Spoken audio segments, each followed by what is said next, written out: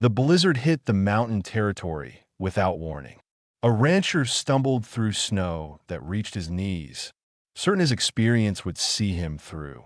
But what he didn't know was that less than a mile away, an Apache girl had slept exposed in that same snow the night before, without fire, without shelter, without anything he would consider necessary for survival. And in a few hours, she would find him frozen and dying, forcing him to confront a truth that would shatter everything he believed about surviving the cold. When the wind finally stopped, only one of them would walk away with their pride intact. Dalton Mercer had been tracking his lost cattle for 3 hours. When the sky turned the color of old steel, he pulled his coat tighter, confident, still solid despite the dropping temperature. 20 years working this land had taught him how to handle weather. He knew how to build a fire in minutes, how to find shelter in rock formations, how to layer clothing for maximum warmth, the techniques his father taught him. Learned from other ranchers who'd survived these mountains for generations. Proven methods, reliable knowledge. The first gust of wind hit him like a fist, and suddenly the world disappeared into white chaos. Snow came sideways, thick enough to choke on. Dalton turned his back to it, trying to get his bearings. His horse had bolted an hour ago when lightning cracked too. Close. Stupid animal. Hadn't been properly trained. No matter.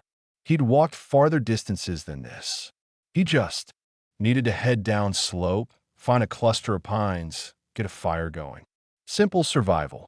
He'd done it before. Except the cold was different this time. It didn't just bite, it invaded.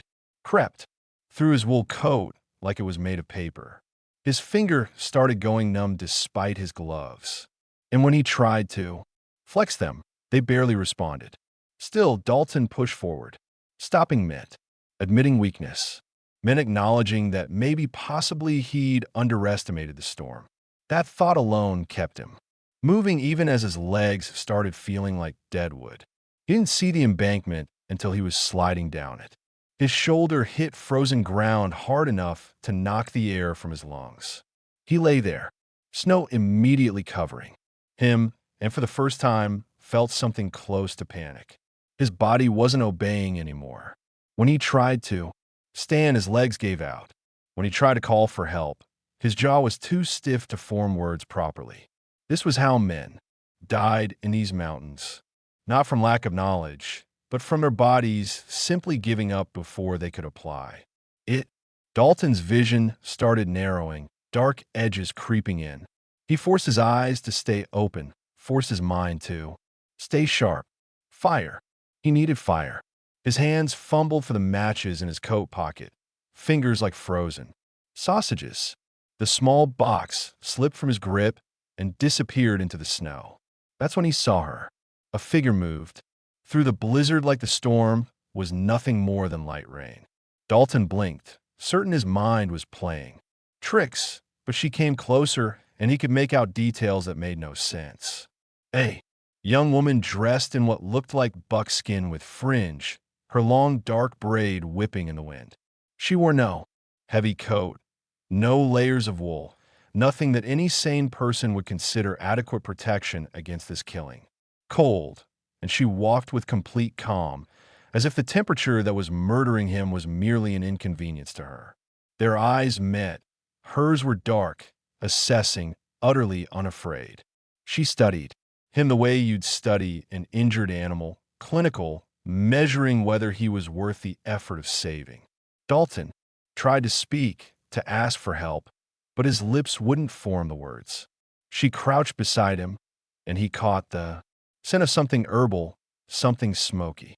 Her hand touched his face, and even through his numbness, he registered that her fingers weren't frozen. They were warm, impossibly warm. She said something in a language he didn't understand, then switched to English with barely any accent. "You're dying." It wasn't a question. It was a simple statement of fact delivered without emotion. Dalton wanted to argue, wanted to explain that he knew these mountains, that he'd survived worse, but his body betrayed him by shaking violently, proving her point better than any words could. She looked at the sky, then back at him, seeming to calculate something. Finally, she sighed, a sound of resignation, like she decided to take on a burden she didn't particularly want.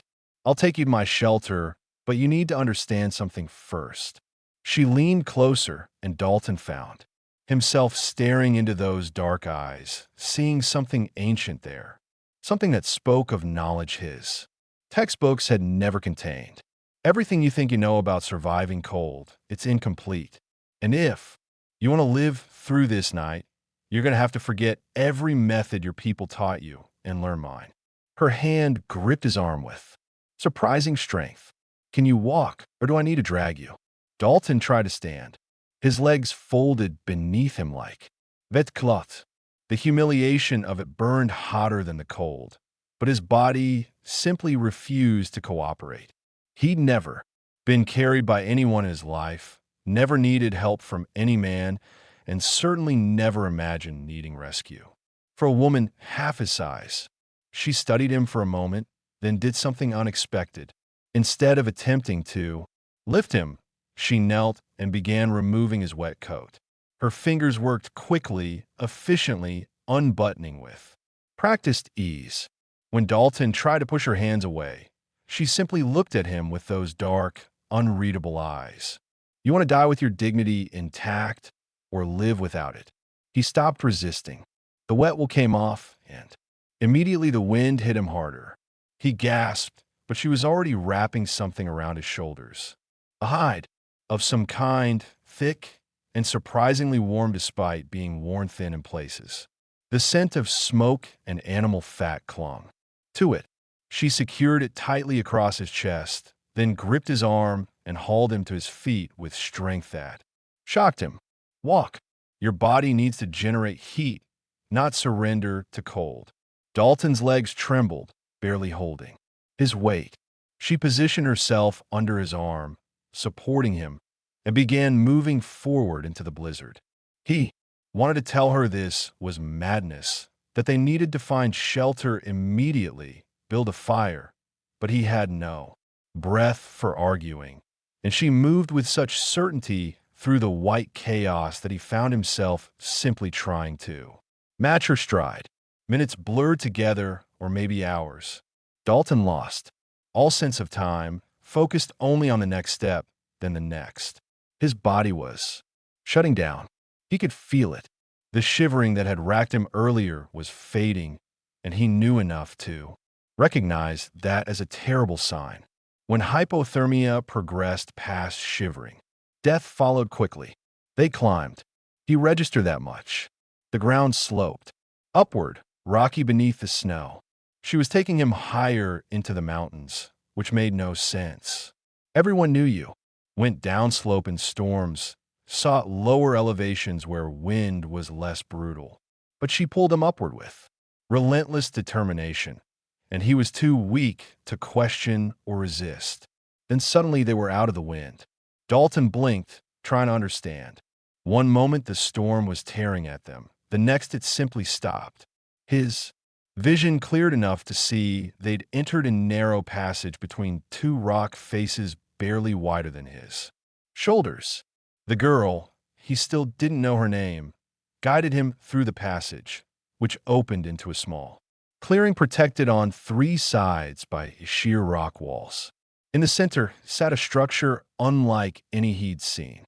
Not quite a cabin, not quite a tent. It was built into the rock itself, using the natural formation as one wall, with a framework of bent wood covered in hide, creating the rest. Smoke hole at the top, but no visible chimney. A design that would keep heat in while letting smoke escape. Clever, simple, effective. She pushed aside the hide, covering the entrance, and helped him inside.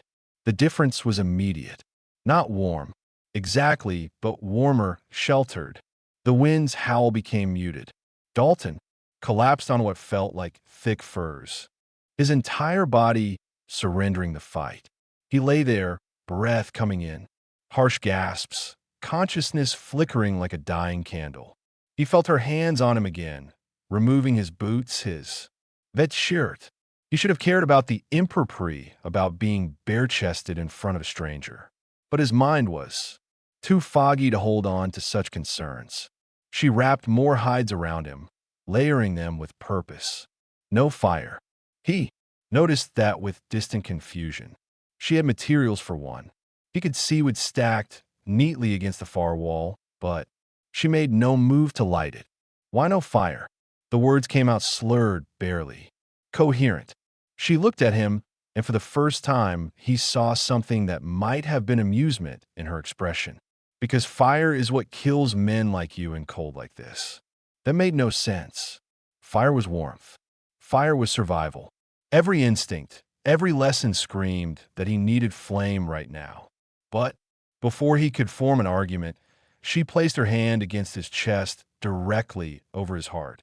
Even through his confusion, he registered the warmth of her palm, the steadiness of her touch. Your heart is slowing, she said, quietly.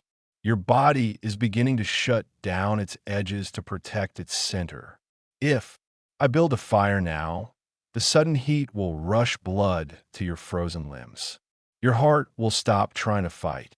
It will give up, trusting the external warmth, and you will die feeling comfortable. Her hand remained on his chest, and he realized she was counting his heartbeats. But there are other ways to generate heat, ways that force your body to remember how to survive on its own. Dalton's vision blurred. The edges went dark. The last thing he registered before unconsciousness took him was the weight of her hand on his chest and the certainty in her voice. Stay with me. We're not done yet. Dalton woke to the sensation of hands pressing firmly against his wrists, not restraining him, applying pressure to specific points, deliberate and rhythmic. His eyes opened slowly, vision swimming before focusing on the girl kneeling beside him. Light filtered through the hide walls, gray and diffuse. Morning maybe, or just less. Darkness. What are you doing? His voice came out rough, throat raw, keeping your blood moving. She didn't look up from her work, fingers finding another point on his inner wrist, pressing hard enough that he felt his pulse jump beneath her. Touch. Your body wants to pull all warmth to your core. I'm forcing it to remember your extremities exist. He tried to pull his arm away, but she held firm. Her grip was iron despite her slender fingers. You can fight me or you can live. Choose quickly. Dalton went still. The hides covering him were heavy, layered in a way that trapped air. Between them, he could feel warmth, not much, but present. His fingers and toes still felt like frozen meat, but the bone-deep cold that had invaded him during the storm had retreated slightly. He was alive. Somehow, impossibly, was alive. How long was I unconscious? All night, most of morning. She released his wrist and moved to examine his feet, unwrapping them from the hides with care. Her face remained impassive as she studied his toes, touching each one, checking for damage. You'll keep all of them. The cold didn't bite deep enough. Relief flooded through him, followed immediately by confusion. Without fire, through an entire night of blizzard, she'd kept him alive. Every bit of knowledge he possessed said it was impossible. You need to teach me what you're doing. The words came out before he could stop them. Pride swallowed by genuine need to understand. She looked at him, then really looked at him, those dark eyes searching his face for something. Whatever she found must have satisfied her because she sat back on her heels and nodded slowly. The first lesson: heat comes from within, not without. Your people build big fires and sit beside them, letting your bodies go lazy. When the fire dies, you're helpless. She placed her hand against his chest again, that same spot over his heart. Apache learned to make fire. Inside, through breath, through movement of blood, through will. That's not possible. You're breathing right now because I made it possible. Her tone wasn't defensive, just stating fact. Your heart is beating at the correct pace because I controlled it through pressure points your doctors have never studied. You have warmth because I showed your body how to generate it. Dalton wanted to argue, but the evidence was his own survival. He'd been dying, no question, and now he wasn't.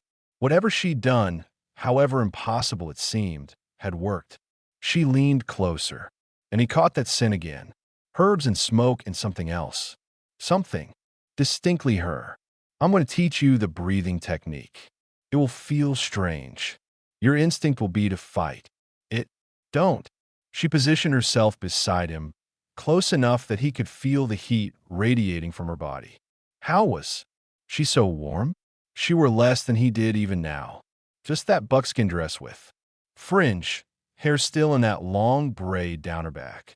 Place your hand here. She guided his hand to her ribs just below her chest.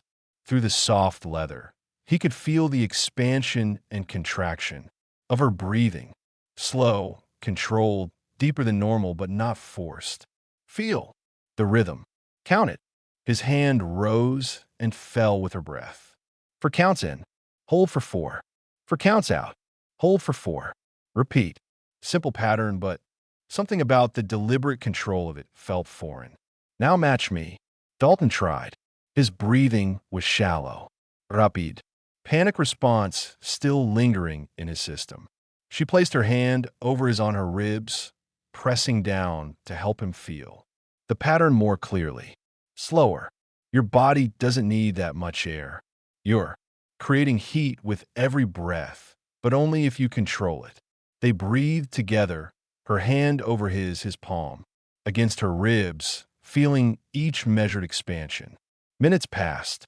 Gradually, impossibly, he felt warmth building in his chest. Not much, not fire, but a gentle heat that spread outward from his core. That's it. Her voice was quiet, almost approving. You're learning. Dalton stared at her. This girl who'd materialized from a killer storm, who lived alone in these mountains with techniques that defied everything he knew. Questions crowded his mind, but one pushed to the front, demanding, answer. Who taught you this? My grandmother. Her mother before her. Knowledge passed down through generations of surviving winters your people couldn't imagine enduring. But you're here alone now. Something flickered in her eyes. Pain maybe, or memory she didn't want to revisit. She pulled her hand away from his, putting distance between them. Last night, she said, changing the subject with obvious intent. Before I found you, I slept in that storm. No shelter, no fire, just snow and wind and cold that would have killed you in an hour. Dalton's breath caught. That's impossible. You keep using that word. She met his eyes, and there was challenge there now. Everything I've done, you've called impossible. Yet you're alive. So maybe what's impossible is your understanding of what survival truly means. Outside, the wind picked up again, rattling the hide walls. She glanced toward the entrance, reading something in the sound. That Dalton couldn't interpret. The storm's not done. We have another night, maybe 2, before it's safe to move. She looked back at him, expression unreadable, which means you have time to learn if you're willing to forget everything you think you know. By afternoon, Dalton could sit upright without his vision swimming. The girl had fed him something bitter and hot. Tea made from bark she kept in pouches along the wall. It tasted like dirt and fire, but warmth spread through his stomach afterward, radiating outward in a way that felt more substantial than any coffee he'd known. She sat across from him, back straight, hands resting on her knees, watching him with that same clinical assessment she'd used when she'd found him dying in the snow. You asked how I survived last night, she said finally. I'll tell you, but first you need to understand that survival isn't about fighting nature. It's about becoming part of it. Dalton wrapped the hide tighter around his shoulders. That sounds like philosophy, not technique. It's both. She reached for one of the pouches and pulled out a handful of dried leaves. When I knew the storm was coming, I prepared my body. I ate specific herbs that increase blood flow to extremities. Willow bark, ginger, root, things that warm from the inside. She crushed the leaves between her fingers, releasing a sharp scent. Then I found a depression in the snow away from wind. I lined it with pine branches to keep my body off frozen ground. That's still not enough to survive without fire. I wasn't finished. Her eyes met his, and he saw patience there, the kind of teacher shows a stubborn student. I wore layers, but not thick ones. Thin hides that trap air between them. Your wool coat holds water. Water steals heat.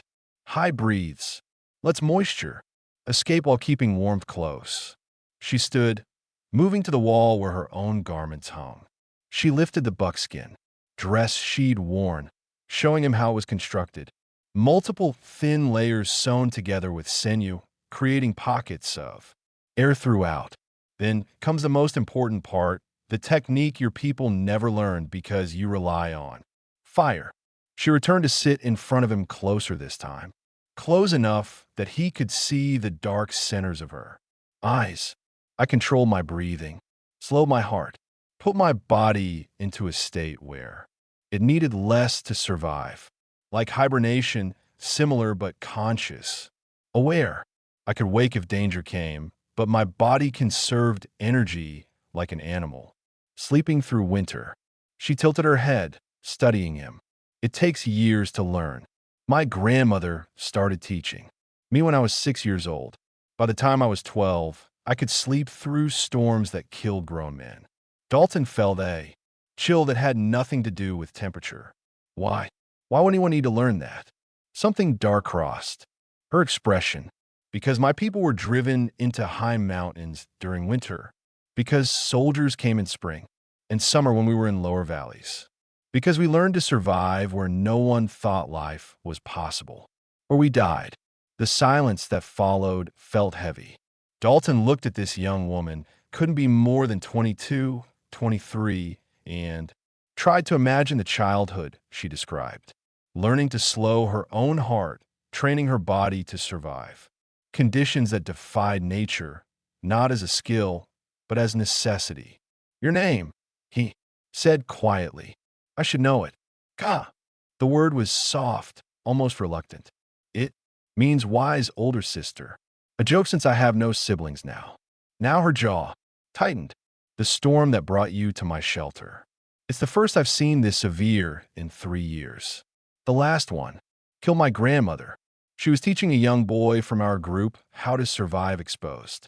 She gave him her warmth, her breathing technique. He lived. She didn't. Ka's hands flexed, fingers pressing against her knees. After that, the others moved south. They said these mountains were cursed, but my grandmother is buried here. I won't leave her alone. Dalton understood isolation. He'd chosen his ranch, specifically for its distance from towns, from people who asked questions or wanted things from him. But his isolation was preference. Hers was loss. I'm sorry. Don't be. She died doing what? She trained her whole life to do, passing knowledge to the next generation. Ka looked at him directly, which is why I'm teaching you. Not because I think you'll master these techniques in 2 days, but because someone should know that this wisdom exists. She moved suddenly, reaching for his hand. Before he could react, she'd placed his palm against her throat, fingers resting on the pulse point there. Feel that? Count the beats. Her heartbeat was slow, impossibly slow, maybe 40 beats per minute if that. His own heart hammered against his ribs at twice that speed. How? I'm showing my body there's no danger. No need to rush. No threat to fight or flee from. Her hand covered his, pressing his fingers more firmly against her throat. The intimacy of the gesture wasn't lost on him. Her pulse beneath his touch, her eyes locked on his. When you panic, your heart races, burns energy, exhausts your body. But when you convince your heart that all is well, it slows, conserves, survives. Dalton felt her pulse, steady and calm beneath his fingertips. How long did it take you to learn this? 5 years of practice. But you don't have 5 years. You have tonight. She released his hand but didn't move back. When the storm clears tomorrow, you'll return to your ranch. You'll go back to your fires, and your wool coats, and your ways. But you'll know that there are other methods, older methods, and maybe that. Knowledge will save you someday. Outside, wind howled with renewed fury. The hide wall shook but held. Kaya glanced toward the sound, reading something in its pitch that Dalton couldn't interpret. The worst is coming. Tonight, she said quietly. Before morning, you'll understand exactly how I survived that night in the snow. Because tonight, you're going to do it with me. Night fell hard and fast. The temperature inside the shelter dropped, enough that Dalton could see his breath forming clouds in the dim light from the small fire Ka had finally allowed. Just enough flame to see by, she'd explained. Not enough to make them dependent on its warmth. The body is a furnace, she said, kneeling beside him. But like any furnace, it needs fuel and proper airflow. Your people feed the external fire and forget to maintain the internal one. She'd removed some of the hides covering him, leaving only a single layer. The cold hit immediately, raising bumps across his skin.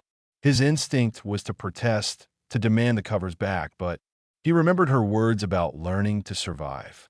Trusted, despite every screaming nerve, that she knew what she was doing. First, we addressed the fuel from her pouches. She produced strips of dried meat, venison, he thought, though the flavor was stronger than any he tasted. Fat content keeps internal fires burning. Your body converts it to heat. Eat. He ate. The meat was tough, heavily, salted, almost unpleasant. But he felt it hit his stomach, felt his body recognize the sustenance and begin working to process it. Now the breathing. You learned the basic pattern this morning. Tonight you take it further. She positioned herself in front of him, close enough that their knees touch through the hide covering his legs. We're going to synchronize. When two bodies breathe as one, they generate heat more efficiently than either could. Alone, that's not scientifically possible. Neither is surviving exposed in a blizzard. Yet I did it. Her expression was patient but firm. Stop thinking with the part of your mind that needs proof. Start trusting the part that wants to live. Kaya placed both hands on his chest, palms flat against his skin. The contact was direct. No barrier between them except the thin boundary of propriety that was rapidly losing relevance in the face of survival. He could feel the warmth of her hands, the calluses on her palms from work he couldn't imagine. Breathe. With me. For in. Hold. For out. Hold. They breathed together. Her hands rose and fell with his chest, guiding the rhythm, correcting when he rushed or hesitated.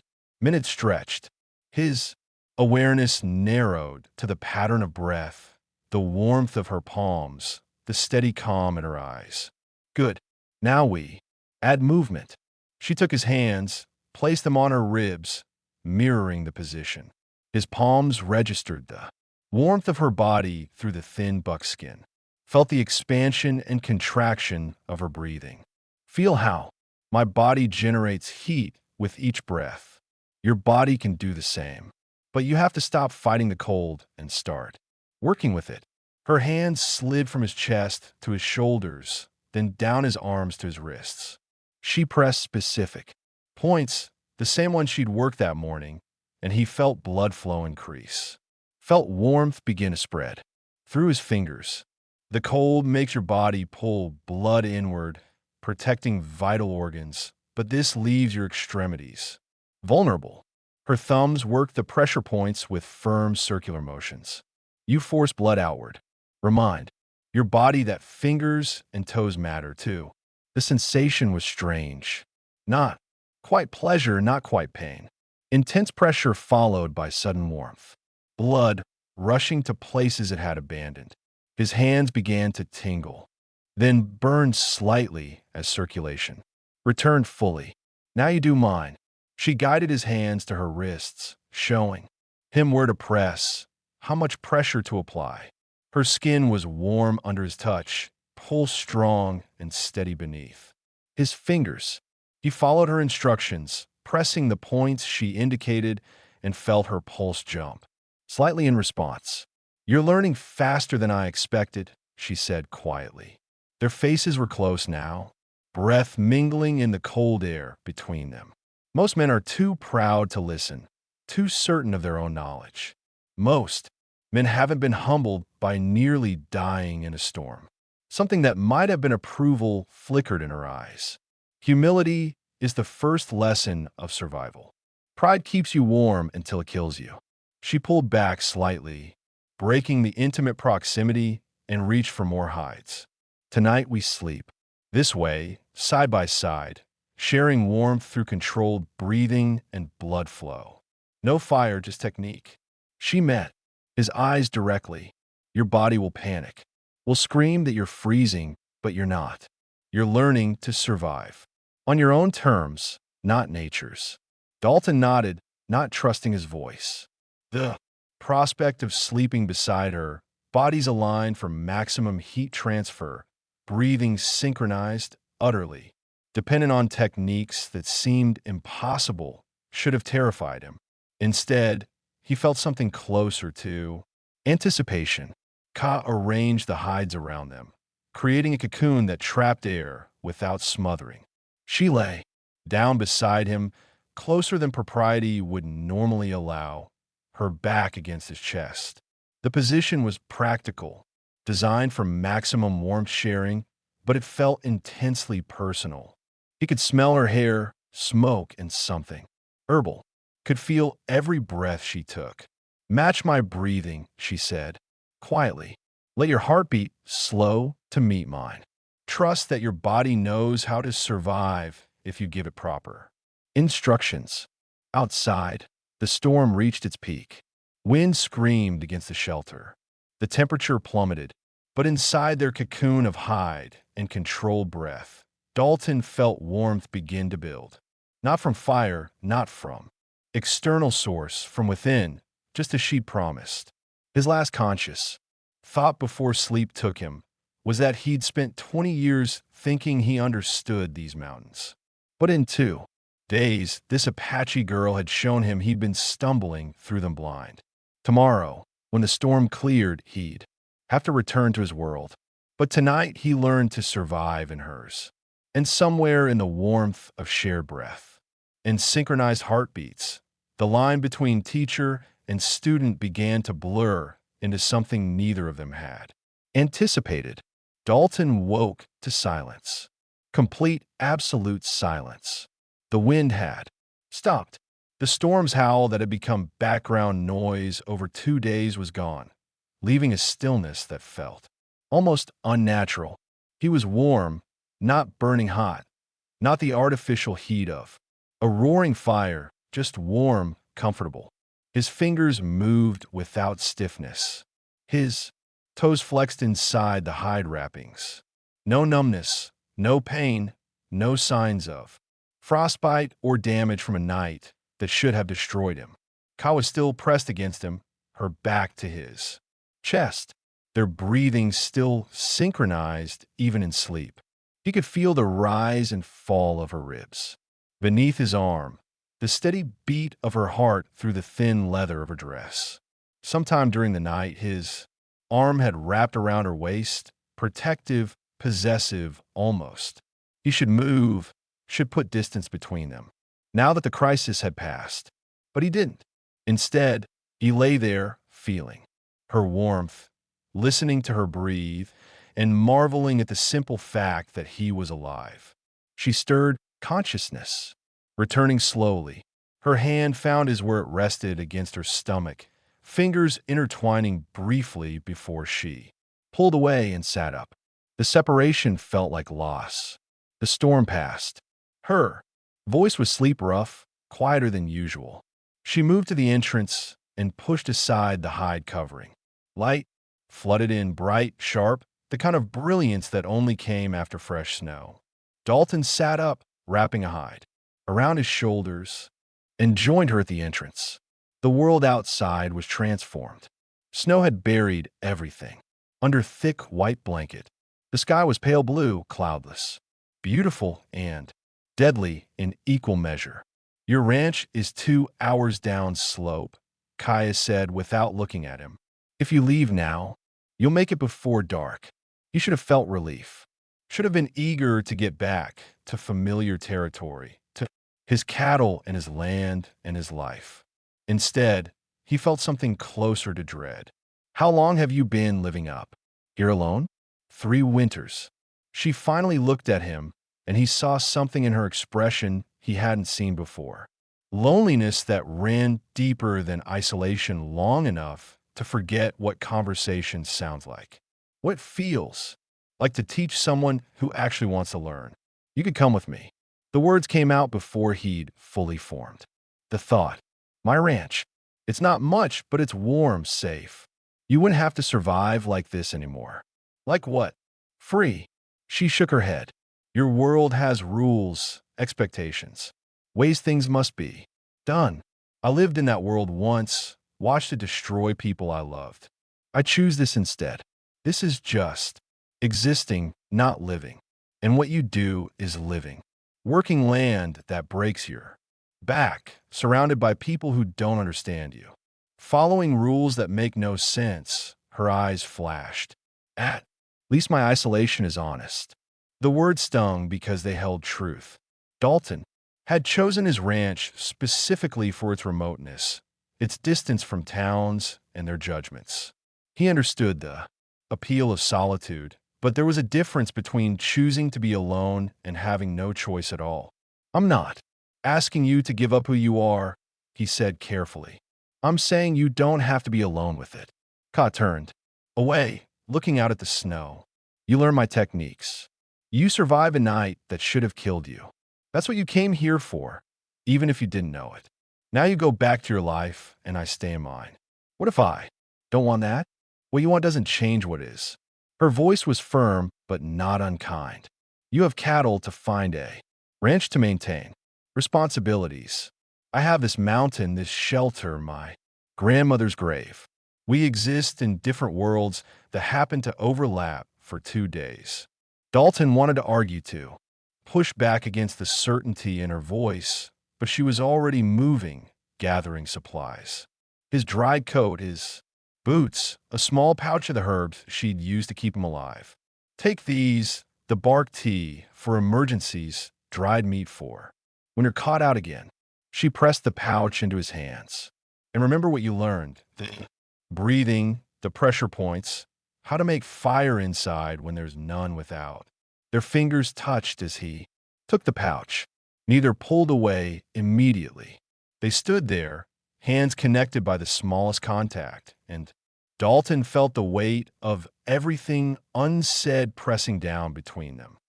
I'll come back, he said quietly. Men always say that. Then winter ends and life gets easier and mountains seem very far away. She pulled her hand back. Don't make promises the cold won't let you keep. She was right. He knew she was right. But standing there looking at this woman who'd saved his life and shown him truths he'd never imagined. Walking away felt like the worst kind of failure. The path down starts behind the shelter, Kaya said, her voice carefully neutral. Follow the ridge, east until you see the valley. Your ranch is visible from there. It wasn't goodbye. Not quite, but it was dismissal, polite, final, and absolutely clear. Dalton gathered his things. Slowly, hoping she'd say something else. Offer some indication that these 2 days had meant more than just survival. Instruction. But she simply stood there watching him prepare to leave. Her expression closed off in a way it hadn't been since she'd first found him. When he reached the entrance, he turned back one last time. She was silhouetted against the bright snow, small and alone in her shelter built into rock, strong and fragile at the same time. Thank you for my life. Thank my grandmother's teaching, Kaya said. I was just a messenger. Then she turned away, disappearing into the shadows of her shelter. And Dalton knew the conversation was over. Dalton made it 50 yards before he stopped. The snow was deep, the sun bright, and every step took him farther from the shelter, from her, He stood there looking down slope, toward where his ranch waited, and couldn't make himself take another step. He'd survived impossible cold, learned techniques that defied everything he thought he knew. But walking away from Ka felt harder than any of it. Behind him, he heard movement in the snow. He turned to find her standing there, that same pouch of herbs in her hand. Hey, different one, he realized, larger. You forgot something, she said. But her eyes told him she knew that wasn't true. I can't just leave you here. Yes, you can. Men do it all the time. But her voice lacked the certainty it had held inside the shelter. I've been alone 3 winters. I'll be alone for more. That's not the same as wanting to be alone. Kaya looked at him for a long moment, and something in her expression shifted, not quite softening, but opening like a door left slightly ajar. There's one more thing I should teach you, she said, quietly. The most important lesson, the one my grandmother died teaching. She led him back to a flat area near the shelter where snow had drifted smooth and untouched. She knelt, and after a moment, he knelt beside her. When you're truly alone in the cold, when there's no shelter and no hope, and you feel your body starting to give up, there's one last technique. Her hands moved through the snow, packing it, shaping it. You don't fight the cold anymore. You don't try to stay warm. You accept that you might die. And in that acceptance, you find a kind of peace that's warmer than any fire. That sounds like giving up. It's the opposite. It's recognizing that some things are beyond your control and finding strength in that recognition instead of fear. She looked at him directly. My grandmother knew she was dying, knew the cold had gone too deep, but she didn't panic, didn't fight. She used her last warmth to save that boy, and she died at peace. Dalton understood what she wasn't saying. You think I'm going to die out here someday on my ranch in a storm, and you're preparing me for it? I think we all die someday. Better to face it with wisdom than terror. Her hand found his in the snow. But I also think that some men survive longer than they should because they have something worth surviving for. Their fingers intertwined, gloves removed despite the cold. Her hand was small and as callous and strong. He could feel her pulse in her wrist, still that impossibly slow, controlled rhythm. Come with me, he said again, quieter. This time, not to give up who you are, just to not be alone with it. And what would I do on your ranch? Teach your cattle to meditate. But there was humor in her voice now, fragile and tentative. Teach me. Keep teaching me all the things your grandmother taught you. The wisdom that shouldn't die with one person on a mountain. He squeezed her hand. You said someone should know this knowledge exists. Let me learn it properly. Not in 2 desperate days, but over time, seasons, however long it takes. Ka was quiet for a long moment. When she spoke, her voice was barely above a whisper. I'm not easy to live with. I don't talk much. I have ways of doing things that will seem strange to you. I'm not asking you to change. I want to come back here to tend my grandmother's grave, to remember who I am. Then we'll come back together. She turned to look at him fully, and he saw tears in her eyes for the first time. Not falling, just present. Why? Why? Would you want this complication in your life? Because 2 days ago, I thought I knew everything about surviving these mountains. Then you showed me I was stumbling through them blind. He brought her hand to his chest over his heart. I want to keep learning, and I don't want you to be alone anymore. The silence stretched between them, heavy with possibility. Wind moved through the trees, sending snow cascading from branches. Somewhere far below, Dalton's ranch waited, but up here in this moment, the only thing that mattered was her answer. Finally, Ka nodded. Just one small movement that changed everything. One season, she said. I'll come for one season. Winter, when you need the knowledge most, if it doesn't work, if your world is too different. For mine, I come back here. One season, Dalton agreed. It wasn't forever, but it was a beginning. She stood, pulling him up with her.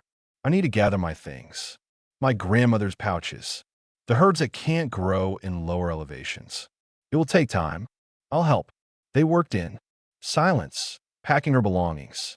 Years of accumulated knowledge stored in leather pouches and woven bags. Herbs and roots and dried plants that looked like weeds but held secrets. Tools made from bone and stone. A life condensed into what could be carried. When they finished, Kaya stood at the entrance of her shelter one last time, hand resting on the high-covered opening, saying goodbye to 3 years of isolation.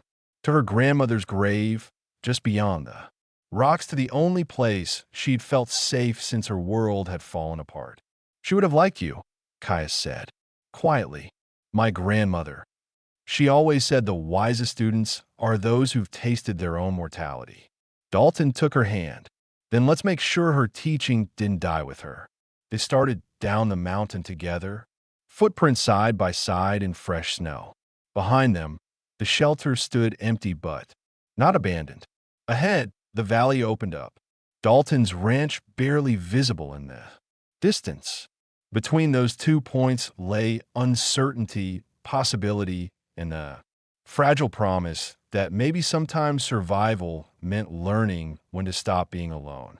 The sun climbed higher, melting the storm's edges, and with each step downward, the line between his world and hers began to blur, reshaping into something neither had expected, but both desperately needed. The ranch looked smaller than Dalton remembered. The barn needed repairs from storm damage. Part of the roof had collapsed under snow weight. Fences were down in 3 places. His cattle had scattered, though he could see some clustered near the windbreak trees 2 days away from his land. And nature had reminded him exactly how fragile his control over it really was. Ka stood beside him at the edge of his property, taking in the wooden structures, the corral where horses shifted nervously at her. Unfamiliar scent. The house that suddenly seemed too large and too empty at the same time. This is what you left. The mountain to return to? She didn't sound judgmental, just genuinely curious. Broken things that need constant fixing. Welcome to ranching. Dalton managed a tired smile. It's survive and repair. Survive and repair forever. Not so different from the mountain then. She looked at him. Just different tools. They walked down together, their boots crunching through snow that was already starting to melt. In the afternoon sun, when they reached the house, Dalton hesitated at the door. Everything inside represented his old life, his old ways of thinking. Bringing Ka in felt like crossing a threshold that couldn't be uncrossed. She seemed to sense his hesitation. I can stay in a barn if no. He opened the door. You're not sleeping in a barn. Not after saving my life. The inside was cold. Fire had died while he was gone, but dry and sheltered. Kaya moved through the space, slowly touching the rough, hewn table, examining the iron stove, running her fingers along the stone fireplace. She paused at the window that faced the mountains. I can see the high peaks from here. Her voice was quiet. My shelter, my grandmother's grave. I can still see them always, Dalton promised. And we'll go back whenever you need to. She turned to face him, and in the dim light of the house, he saw her fully for the first time outside the context of survival. Still strong, still certain, but also vulnerable in a way she hadn't allowed herself to be on the mountain. This was his territory, his world, and she was choosing to be part of it. At least 4. Now, show me your supplies, she said. Your medicines, your herbs, whatever you use when you're sick or injured. He led her to the small cupboard where he kept his basic remedies. Store-bought powders, a bottle of whiskey, some bandages. She examined them with the same clinical assessment she'd used on his hypothermia. This is what you rely on. She shook her head. Half of these will fail you when you need them most. We'll need to gather proper herbs. Build real medicine stores. We have time. Dalton found himself smiling at her immediate shift into teacher mode. Winter's just starting. You said one. Season that gives us months to prepare.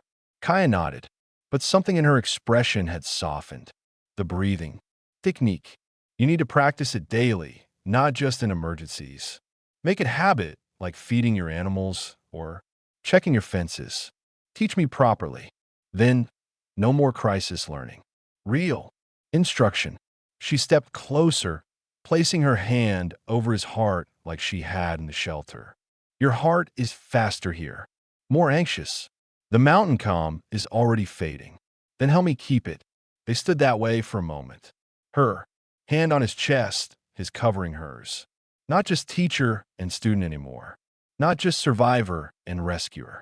Something new was forming between them, shaped by shared breath and synchronized heartbeats, and the knowledge that both had been alone too long. Every morning, Kaya said quietly, "Before you start work, we practice the breathing, the pressure points, the techniques my grandmother spent 50 years perfecting, and you teach me about your world, your cattle, your land, your ways of survival. Trade knowledge for knowledge." Exactly, she smiled. Small, genuine, the first real smile he'd seen from her. Maybe your world and mine aren't so different after all, just different methods of not dying alone. Outside, snow continued melting. Spring would come eventually, bringing its own challenges and decisions. But for now, in the quiet of his house, with mountains visible through the window, Dalton felt something he hadn't felt in years. Purpose beyond mere survival. Ka moved to the window again, looking up at the peaks where she'd lived alone for 3 winters. Her grandmother's burial place, her shelter built into rock, the life she'd chosen over the pain of her people's displacement. "I'll go back someday," she said, "when winter returns, when the cold gets deep." "I know." Dalton stood beside her, following her gaze to the mountains. "And I'll go with you. Learn more. Remember what you taught me." She looked at him, dark eyes studying his face. "You really survived that night. Used the techniques generated. Heat from within. Because you showed me how." He took her hand, the Apache girl, who slept in the snow without fire and taught a stubborn rancher how to survive the cold. Kaya squeezed his hand, her grip strong and certain, not just survive, live. There's a difference. As the sun set behind the mountains, painting the snow in shades of gold and purple, they stood together at the window. 2 people who'd been alone for different reasons, learning that maybe the strongest survival technique was simply allowing someone else to share the burden of staying alive. The storm had passed. The mountain waited. And between them, warmth built from something more lasting than any fire. If you enjoyed this story, click the video on your screen now to watch another unforgettable tale where courage and wisdom collide in ways you never expected. Don't forget to subscribe and consider a super chat to help us keep bringing you more stories like these. Your support means everything to us.